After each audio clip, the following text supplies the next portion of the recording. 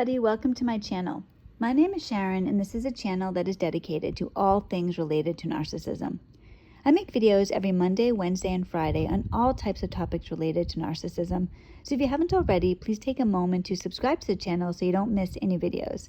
I would really appreciate it if you gave the video a thumbs up. It's a free way you can help me out. And definitely don't forget to leave a comment because I like to read what you have to say. So I'd like to begin today's video by offering an apology for not releasing a video yesterday. Today is going to be a rare weekend download. The reason I didn't release a video yesterday was, well, there's a few reasons. I actually made a video, I had it ready to go, it was downloading, and then something changed that affected the video, affected what I had said in the video. So I left it on Wednesday. The last video I made, I told you that I was going to meet with my divorce attorney and I was going to sign the paperwork to get the ball rolling on my divorce. Well, unfortunately, what happened was that appointment got delayed. It got canceled. It was rescheduled for yesterday on Friday because my attorney was held up in court. So yesterday I made a video and I was telling you how excited I was to be getting this divorce, what it meant to me, how long I had waited, the courage it took me to be able to do this. It was incredible because I wanted to get divorced for several years and I was finally doing it. I was over the moon. So I'm just going to tell you a little bit about how I make videos and how that affected the video yesterday. So I make videos, as you know, if you watch my channel regularly, every Monday, Wednesday, and Friday. I put a lot of hours into YouTube. You might be surprised. YouTube is like a full-time job for me. I spend 35 to 40 hours every week doing YouTube. How might you ask do I do that when I also homeschool my kids, I'm a single mom, and I work? It's because I don't need a lot of sleep. I sleep 2 to 4 hours every night. I've been doing this for over a year. And I know when people hear that, they're so surprised or they don't believe me. It's the truth. I just don't need a lot of sleep. And that benefits me tremendously because I don't know how I would do YouTube without it because I basically do YouTube in the middle of the night. I wake up at 2 o'clock in the morning and that's when I do YouTube. YouTube takes so many hours because it takes a lot of time to think about what I want to do a video on, do research on that video, record the video, edit the video, download all the photos. Each video has like usually 200 or more photos in it. Reply to comments, reply to emails. That takes a lot of time. And I'm not complaining.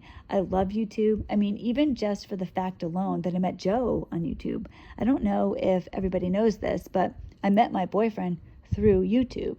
Originally, he was a subscriber. I didn't know him before YouTube. Some people leave comments regularly under my videos, and if you're somebody who does that, thank you. I love when people do that. It really means a lot to me, and I feel like I know you almost. And that was what happened with Joe. So he would regularly leave comments, so I felt like I kind of knew him, and then he sent me an email, and we decided that we were going to talk on the phone. And that phone conversation was incredible. This was in March. I've never hit it off with somebody the way I hit it off with Joe. It was just fantastic. And from that point on, we spoke every single day. We both just felt like there was something there. And the thing is, neither of us were looking for a relationship at all. It was the last thing on my mind. When I was speaking to him, he was in a different state. I wasn't thinking anything romantic. It just turned into that. And then he decided to come out and visit me. So he came out in June and he spent a weekend with me. And it was incredible. It was just fantastic. And we both were like, oh my gosh, this is like the real deal. So it just started from there. We're at the point now where we're planning a future together. I'm going to be moving in with him. My kids and I are moving in with him and his kids in December. So that's where we are right now. So just like a little backstory on even just one reason why YouTube is so important to me. But there's other reasons too. It's been fantastic for me to be able to get this information out there. I feel like I've made friends through YouTube. It's been wonderful for me, but it's a lot of hours. And one thing that happens is that so I do my videos on Wednesday and Friday in the middle of the night.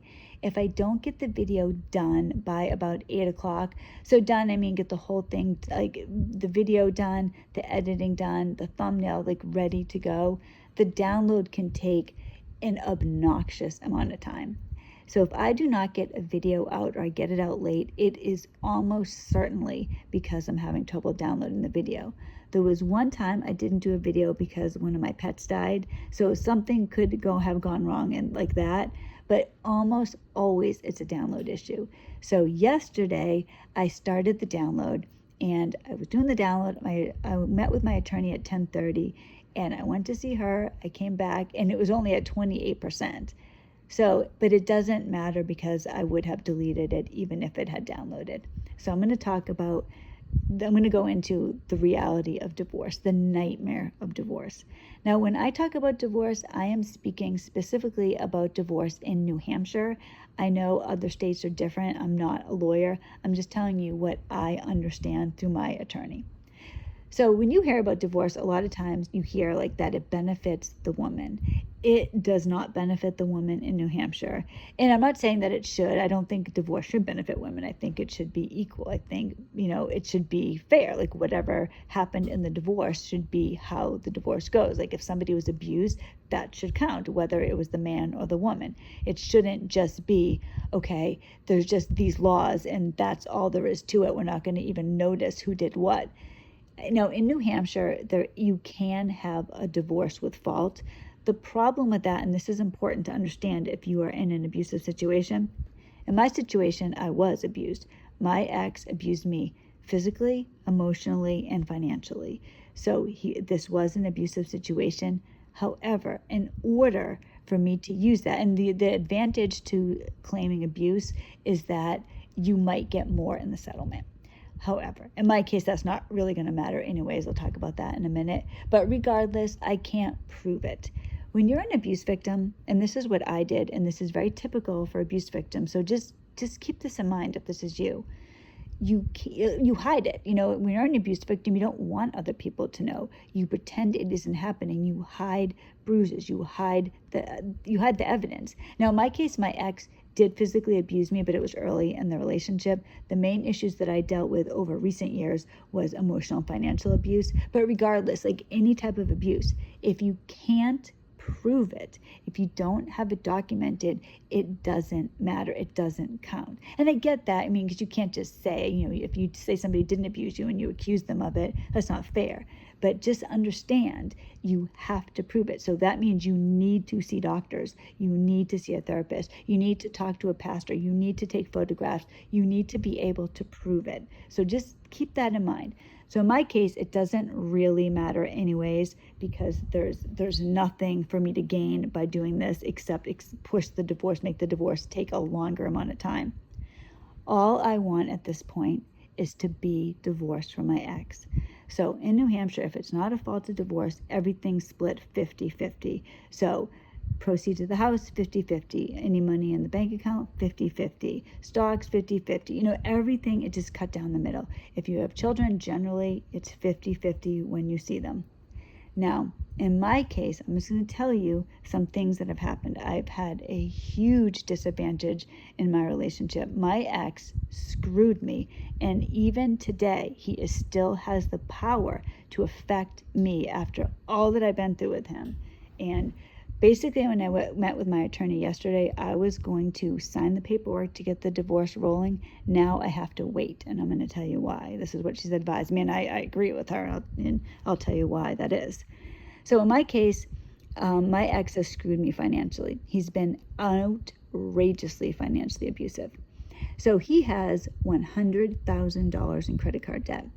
Now, to understand that when I tell you this, I didn't charge 1 penny of this credit card debt, not 1 penny. In fact, my name's not even on the accounts. He did this 100% behind my back. I don't even know 100% what he spent the money on. I'm trying to find that out now. I believe a lot of it was cash advances and gambling. Now, the problem with the cash advance too, though, is that I need to be able to prove, and I could be liable for this debt that I had nothing to do with, because just like abuse, I need to be able to prove that this money didn't benefit me at all. So even though it was behind my back, I didn't charge any of it. If he can show that any of it went towards benefiting me, so benefiting me would be he did something that benefited the four of us, either himself, me, or the kids. So he bought groceries with it. He bought some clothes with it. He paid for a vacation. Whatever it is, if it benefited me in any way, I can be held liable for that. $50,000 for something I didn't do. Now, he also took, and I'm supposed to get half of his 401k. There used to be $100,000 in this 401k. He took it out. I believed that I was going to, because my lawyer had told me that I get half that money. I thought I was going to be able to get half the money of the full value, but the same thing is going into effect here. I only will get half of what, so if you take a 401k out, I'm not sure if you don't know this, it's really you're taking a loan out because you're not supposed to take it out till you are 65. So we're not 65. So he took this money out, it's like a loan, so he has to pay it back. I will not get the full value of the 401k when it's fully funded, because if any of that benefited me, I lose out on that. So I only get the value that's in there now. So it could have fully funded, it could be $100,000, but if he took all that out and there's only $10,000 in there now, I will only get $5,000. It doesn't matter. He keeps paying that. It doesn't matter. So basically, I get screwed. I'm screwed with the credit cards. I'm screwed with this 401k, and I had nothing to do with this. I didn't know. Meanwhile, my ex is abusing me in every possible way. He was a nightmare. There's a real reason that we're getting divorced. And then on top of that, he has the ability, actually, let me go back to the house first.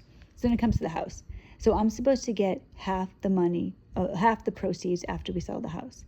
My lawyer said, well, the problem you have there is that once the house is sold, creditors are going to come out of the woodwork. And she's like, you don't know, there could be a lien on your house right now. She's like, so, so these creditors are going to come out of the woodwork. So any money I would get from the house is going to be delayed while he deals with this. Every single credit card is in collections. I know this because the mail comes to my house. I get all the mail. So I'm in a horrible position with him. Horrible. And it gets even worse. He has abandoned our children. So I have two children. I have an 18-year-old, so she's aged out, so she's fine. I'll still get child support for her because she's in high school. She's in her senior year. So child support goes until you're 18 or you graduate high school. So she'll graduate in June. So I get child support till then. My son is 15. Now, he has abandoned the children. He doesn't have anything to do with them. He hasn't seen them, talked to them, emailed them, texted them, acknowledged birthdays, Christmas, nothing since May of 2020. It's complete abandonment. However, he's still the father, so he gets to tell me where to live. So I essentially, once I file for divorce, I can't leave the state. And he could push this divorce, keep delaying it, and keep me here until my son is 18. So what my lawyer advised me to do, because I'm moving in with Joe, is to get out of Dodge. She's like, as quickly as you can, get out of the state. If anything goes wrong, you're stuck in the state. So, if he filed for divorce, for example, I'm stuck here. If I file for divorce, I'm stuck here. I can't even get a restraining order against him. Nothing. Because if I do anything, I'm stuck here. So say he comes over to the house and he threatens me, he tries to break into the house, and I'm scared. I can't even call the police, because if I do that, now I have a legal issue and I have to stay here. So my ex has the power to tell me things about my son when he has nothing to do with him. He could prevent me from leaving the state. And of course, now granted, my ex doesn't know I have a boyfriend. He finds out, there is no chance he's going to be okay with this. He doesn't care about our son. He could care less about him. But he could suddenly tell me, for example, that he doesn't want me homeschooling him anymore. Now I have a legal issue. Or he could decide something on his health care. Now I have a legal issue. Everything is connected to that. So my lawyer's like, get out, then file for divorce. Because at that point, I can't do anything. The law says I can't leave once I file for divorce. And I said to her, well, what happens if I just leave anyways? And she's like, you'll have your son taken away from you. He'll be taken away, and then you'll have a whole other nightmare on your hands. You can't break the law and get away with it. Because I thought that he would have to fight me for it. No, it just automatically, I broke the law. I'm not supposed to do this. Now, the state that I'm moving to could have my son taken away from me. And she said they probably will. So that is the situation that I'm in. Now, of course, I have some issues. I can't just get out. I can't just leave today. I'm not going to be able to leave until possibly November, but it's almost certainly going to be December. So that's the situation that I'm in. Now I need to try to keep this madman happy. Now I had to appease him because I cannot let him file for divorce. I don't think he's going to, but if there's any chance, I could be stuck here for years. So in order to find happiness, in order to find freedom, in order for my kids and I to start over and have a family and a life and do things that I want to do, that we want to do, I have to keep my ex happy enough till I can get out of here. So the plan is for me to leave in December. Like I said, there's an outside chance maybe the end of November. We'll see. But that's my plan. And it's horrible. It's so stressful. It's horrible. Because I know from September to December, it's not that long, but it is when I'm dealing with a situation like this, when I'm dealing with a madman. So this is no joke. When you're dealing with a situation like this, when you have a crazy ex, when somebody that wants to hurt you, that doesn't feel bad, the reality is that my ex shouldn't be able to look in a mirror. But he believes, and this really, I'm happy in one way that I can't understand this, but at the same time, it's just like part of me, I have this like desire, like, well, how can you be this way? After all he's done to me, he should just tell me, God, I'm so sorry. Please have a good life. Please, you have my best wishes. That's not what he's going to do. He believes, like, he doesn't know how I live at all. He believes that he should be able to move back into the house. He believes that I should want him as a husband, that he should be able to be redeemed, like he can just come back and everything's going to be fine, like it never even happened. It doesn't occur to him that I wouldn't want him, that he's hurt me, he's abused me, he's abused the children are afraid of him, and they have PTSD because of him. It has been an unendurable nightmare. I've lived in hell because of this person. Now I finally have this beautiful life right ahead of me, but I have to get through the next few months to be able to have this life. So please pray for me. I'd be so grateful if you did that, because it's an incredibly stressful time. I feel like I cannot get out from this man's grip. So if you are with somebody who is toxic, please be careful. Understand that the law is not on your side. It's like, they're just la la la la la. They're not seeing things the way that they are. It's just, this is how it is, 50-50. Now, I won't have to worry about my ex getting custody of the children because they're old enough. Well, it doesn't matter if my son's old enough to decide. So that's really the only thing I'll have. I will get child support. That's it. I will leave a 20-year marriage potentially in a financial disaster because my ex could have cared less about anything. So that's where I stand. I'll be leaving. He took all this money. He doesn't have to do anything, and he can just decide how I live my life after he's abused me for 20 years. So I am just trying to bide my time and get out. So that's where I stand. That's what's going on. That's why I ended up taking the video down, because everything changed. So thank you so much for watching this video. Truly, I'm grateful for everybody who watches and supports my channel. Please, like I said, give the video a thumbs up and definitely subscribe if you haven't already. Joe and I are going to be releasing a video on Monday. So if you have a question, I put down, I asked people if they had any questions that you could ask us. I was thinking about doing a question and answer if you're interested in that, but I need the questions in by the end of the day today. So if you have a question, ask us. Otherwise, I will see you on Monday, and I hope everybody has a wonderful weekend. God bless.